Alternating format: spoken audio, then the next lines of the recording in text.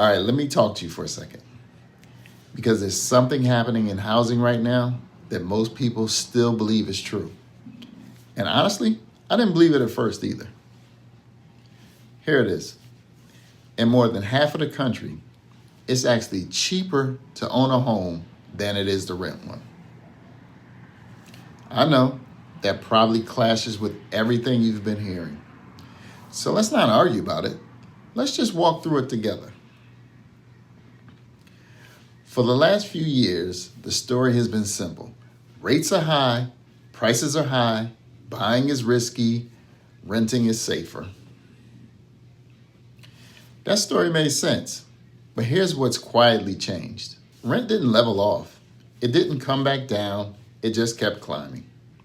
And in a lot of counties, not everywhere, the monthly cost to own slipped under the cost to rent. Not emotionally, not long term, just month to month. That part matters. Now, when I say cheaper, I want to be very clear what I mean. I'm talking about the monthly number. Mortgage, taxes, insurance, what actually leaves your bank account every month. And about 57% of U.S. counties, owning now wins that comparison. That doesn't mean buying is easy, and this is where people get confused. So here's the catch. Monthly affordability improved, but entry costs did.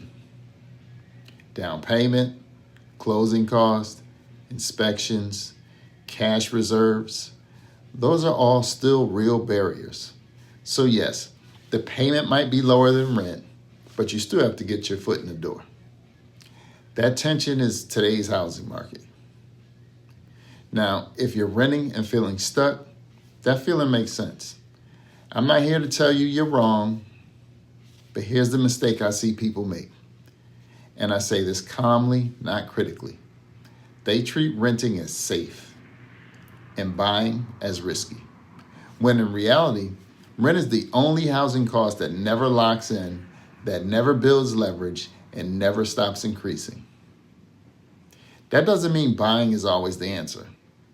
It just means the question changed. The wrong question is now a good time to buy? That's a headline question.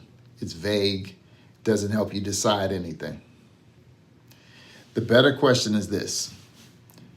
Does owning cost me less than renting where I live with my numbers over the next few years? That's it.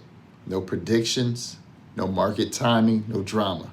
Just math and timelines.